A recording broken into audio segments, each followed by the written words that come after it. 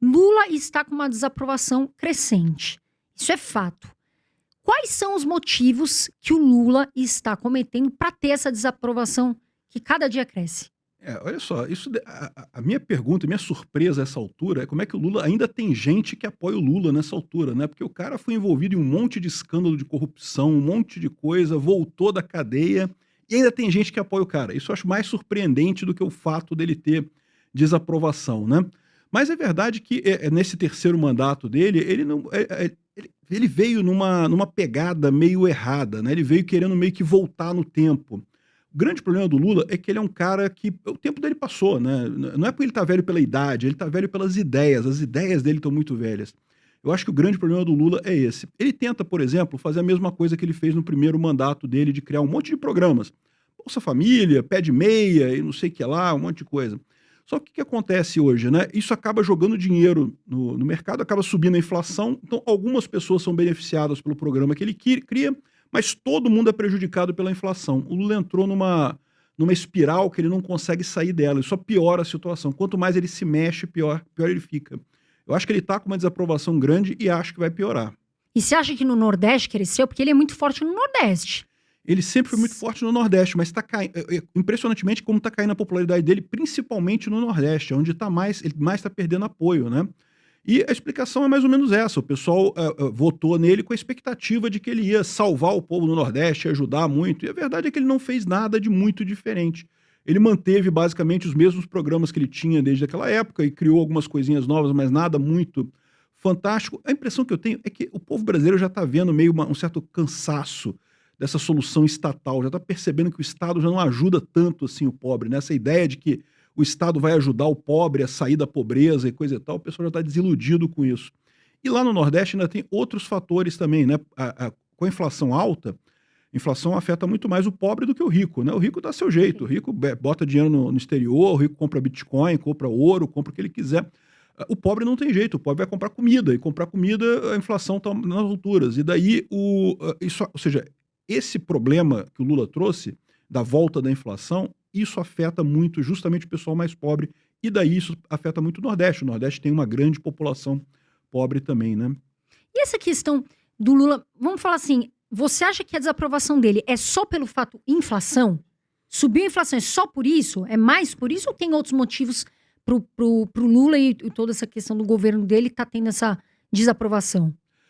Eu acho que a inflação é um dos pontos centrais dessa história. Um dos pontos centrais é a questão da inflação. É lógico que você pode colocar outras coisas, o Lula já não é mais o mesmo orador capaz que ele era antes, ainda é um bom orador, né? Ainda consegue mover o povo, né? Com todos os defeitos que ele tem, essa qualidade ele sempre teve. Agora, já não tem a mesma eficácia, né? E, de novo, essa desilusão com a corrupção e coisa e tal já cria uma mancha em cima dele. O Lula ganhou a eleição de 2022, mas, na verdade, quem ganhou a eleição de 2022 foi o anti-Bolsonaro, não foi o Lula propriamente dito. Se tivesse um outro candidato ali, talvez fosse uma coisa diferente, né? O que teve muito foi rejeição do Bolsonaro. Então, no que entrou o governo Lula, o pessoal depositou esperança no cara. O cara botou o Brasil numa rota muito arriscada, né? Uma rota econômica muito ruim. Ele perdeu muito rápido a popularidade. Eu acho, a minha opinião pessoal, é que existe um fator também, é que esse fator que eu chamo de cansaço do Estado.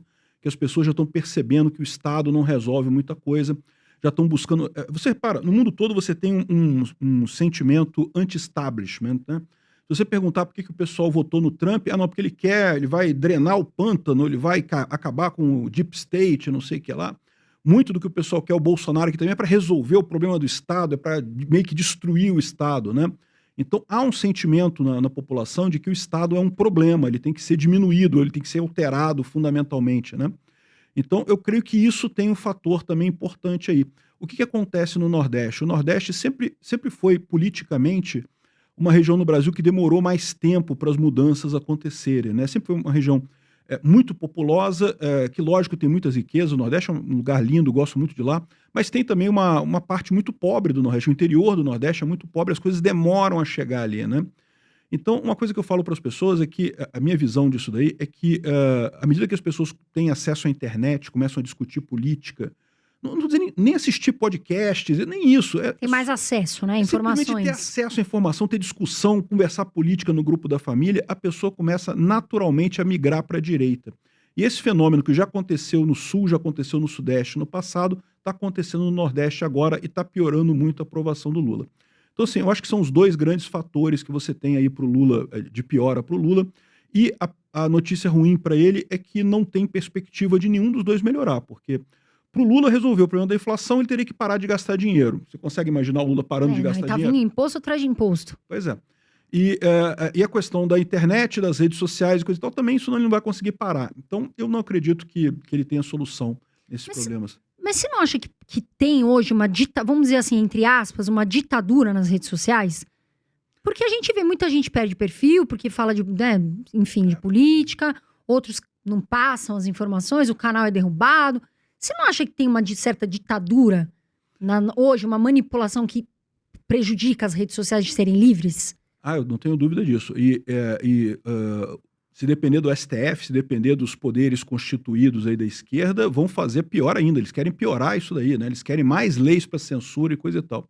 O que acontece com isso? É esse fenômeno que eu falei para vocês. Quando as pessoas começam a discutir política na internet, começam a pegar até acesso à informação, elas naturalmente saem da esquerda. A esquerda, durante os anos, ela se focou num programa de chavões fáceis de entender, que eram colocados pelas redes principais de televisão, uma coisa que o público consumia sem perceber que estava consumindo aquilo. Enquanto só tinha as grandes redes de televisão, né, de jornal, a grande mídia, isso funcionou muito bem. O que a esquerda ressente agora é justamente que ela perdeu esse controle. E aí, quando ela entra para negociar, para argumentar, para discutir, ela acaba ficando perdida, porque ela ficou tão mal acostumada com esse tempo todo de vantagem que eles tinham, né, que eles têm essa dificuldade agora. Então, o que acontece? A esquerda vê corretamente a rede social como um grande inimigo, mas ela vê como uma grande conspiração contra a esquerda, que não é isso. A rede social ela apenas permite a conversa das pessoas, né? Tem um monte de coisa que o pessoal coloca, não porque o algoritmo leva para a extrema-direita e coisa e tal, que o algoritmo faz isso, o algoritmo favorece o extremismo. Eu fico me perguntando se esse pessoal sabe realmente o que é um algoritmo, no final das contas, né? Porque a impressão que dá é que eles falam isso como se fosse quase uma coisa mágica, um negócio ali, um pozinho de pirlim-pim-pim que o pessoal bota ali, a coisa funciona, não sei o que lá. E não é isso, né? O algoritmo é uma série de regras que o pessoal coloca lá. Qual que é o objetivo do YouTube? Qual que é o objetivo de toda a rede social? É manter a pessoa na rede social o máximo de tempo possível. Sim. Então, o que o algoritmo faz é nada mais, nada menos estudar o que você assistiu no passado e tentar oferecer para você uma coisa similar, uma coisa no mesmo sentido que para manter você mais tempo ali. Então, o algoritmo ele não deturpa a pessoa, ele não puxa a pessoa nem para um lado nem para o outro. Ele mantém a pessoa naquilo que a pessoa quer assistir. Então, assim, ela está, na verdade, expondo, né, a verdadeira vontade da pessoa. E o problema para a esquerda é que o povo brasileiro ele é tipicamente conservador, né? Por mais que a gente tenha avançado muito nos últimos anos e a gente já tem uma visão diferente hoje, mas o povo brasileiro ainda é profundamente conservador e profundamente religioso também, né? Aí a esquerda fica perdida nisso, porque são justamente os dois pontos em que ela perde na luta ideológica. E no Nordeste, isso é ainda mais forte. O Nordeste é ainda mais conservador, ainda mais religioso que o resto do Brasil. Então, eu vejo dessa forma, a esquerda vê as redes sociais como inimigas e, de certa forma, está certo, só que é injusta a acusação de que as redes sociais conspiram contra a esquerda. As redes sociais libertam a população para exprimir o que elas realmente pensam, o que a pessoa realmente pensa. A manipulação tinha antes. Quando as grandes mídias, né, o Globo, Folha, né, Estadão, coisa e tal, só eles davam informação, aí sim você tinha, de fato, uma manipulação, você forçava o povo para o lado da esquerda. Sim. E assim, vamos falar assim, Bolsonaro e Lula, você falou que o Lula ganhou mais pelo anti-Bolsonaro, Eu acredito, né, por que tudo sim. que aconteceu. Mas você acha que pode ter tido fraude? Porque muitos se comentam, mas teve fraude, não teve? O que você pensa sobre isso? Olha, o que eu acho que teve foi um direcionamento do TSE contrário a Bolsonaro. Isso teve. Isso, se a gente tivesse um STF independente do TSE, essas eleições de 2022 deveriam ser anuladas. Porque que teve, por exemplo, o que teve de propaganda do lado da direita, que foi proibida na internet, mas não da esquerda, foi enorme, né? O próprio, quando teve a vaza-toga, né, aquelas mensagens do Glenn Greenwald que vazaram na Folha de São Paulo, em que ele falava, né, como é que o Alexandre de Moraes decidia o que ia censurar, né? Não, procura fulano de tal, arruma alguma coisa de fulano de tal. Isso não é um sistema de monitoramento, isso é um sistema de criação de prova, né? O Alexandre de Moraes já sabia quem ele queria perseguir, pedia para se criar alguma prova, alguma evidência contra a pessoa, o cara fazia o relatório dele lá e o Alexandre de Moraes ia lá e condenava a pessoa. Ou seja, isso claramente é uma deturpação do processo. O TSE deixou de ser neutro, deixou de ser um agente neutro, estava favorecendo um lado claramente nessa disputa, né? Então, assim, e esse tipo de coisa foi um favorecimento absurdo. Você me conhece nas redes sociais, eu sempre defendo muito a urna eletrônica. Eu acho que é um erro da direita essa postura de achar que a urna eletrônica influenciou e não sei o que lá. Me mandaram um monte de informação, eu não vi nada de errado com a apuração da urna eletrônica, né? Então, assim, eu acho que até é uma perda de tempo o pessoal focar nesse negócio da urna eletrônica e esquecer essa coisa muito mais óbvia, que foi a questão da manipulação na propaganda, né? Antes, né? Antes, exatamente. Condutas erradas antes. Exatamente, durante o período eleitoral. Mais do que isso, né, você teve a situação em que, entre o primeiro e o segundo turno, teve uma nova resolução do TSE. Isso é uma coisa inédita e contra a lei eleitoral. A lei eleitoral diz que a última resolução do TSE tem que ser feita em março. Depois disso, não pode mudar. Por quê? Para você evitar mudar a regra do jogo durante a eleição.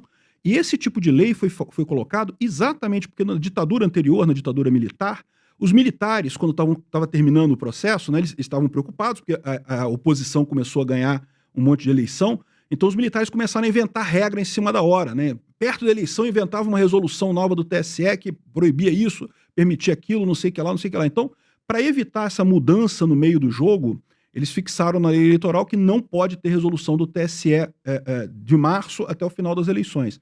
O jogo é aquele, as regras vão até o final. Em 2022, entre o primeiro e o segundo turno, aprovaram uma resolução. O Alexandre de Moraes, com a ajuda da Carmen Lúcia, com a ajuda dos outros ministros do TSE, aprovaram uma resolução entre o primeiro e o segundo turno. Que não pode. Que não pode, é ilegal, essa resolução é ilegal. No momento que fizeram isso, comprometeram a eleição.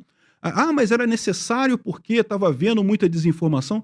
O problema deles é exatamente isso. Eles viram que o Bolsonaro iria ganhar. Eles fizeram um esforço danado para o Lula ganhar no primeiro turno. E no primeiro turno, o Lula ganhou o primeiro turno, mas não conseguiu a vitória com mais de 50%. Então teve o segundo turno e eles ficaram apavorados. Eles acharam que o Bolsonaro ia ganhar no segundo turno, né? E de fato, durante algum momento ali, as pesquisas mostravam que o Bolsonaro estava crescendo entre o primeiro e o segundo turno. Então foi uma medida desesperada que se justificou por conta disso. Ou seja, como é que... eles disseram que é porque estava havendo desinformação na rede social, então precisávamos resolver a desinformação na rede social, sendo que lógica tem isso? Foi usado exatamente como a gente viu o Eduardo Tagliaferro. Hoje acho que está definido que foi ele que vazou aquelas mensagens. Sim. Né? Então, ele mostrou nas mensagens lá que o Alexandre de Moraes ele pedia, né? Ele apontava, e era sempre gente da direita. Teve uma outra situação que logo depois da eleição, a Folha de São Paulo pediu acesso à informação, né, aquela lei de acesso à informação, para ver quais foram as ações do TSE nessa resolução. Porque, de novo, é uma resolução problemática, uma resolução que não deveria existir. Né? O TSE diz que ela foi excepcional porque desinformação nas redes e não sei o que lá. E se você pegar... o TSE não liberou a informação do que foi censurado. E eu imagino o porquê que eles não liberaram. Porque se liberasse a informação, ia estar uma penca de site da direita e praticamente nada da esquerda, se é que chegaram a censurar alguma coisa da esquerda. Então, ou seja, claramente ia mostrar que eles botaram o dedo na balança lá, eles mexeram na balança nisso daí, né? Então, esse foi o grande problema, na minha visão, desse processo eleitoral de 2022. Eu acho que foi um absurdo. Agora, uma vez que terminou a eleição, que foi decretado vencedor e coisa e tal, já não tem mais o que fazer, né? Essas coisas... Eu só ia complementar que, assim, né, o povo brasileiro reclamou, fez acampamentos, enfim, mas a realidade é que isso tinha que ser feito antes, quando o Lula foi solto, né? Porque o Lula... já começou aí, né? Manobras ali, né? Foi solto. E ali o povo brasileiro deveria, né, Peter, fazer manifestações. E aí ficou pro final e depois fica complicado. É o que você falou, acabou, voltou. Não adianta, né? Não adianta depois querer fazer a coisa, né?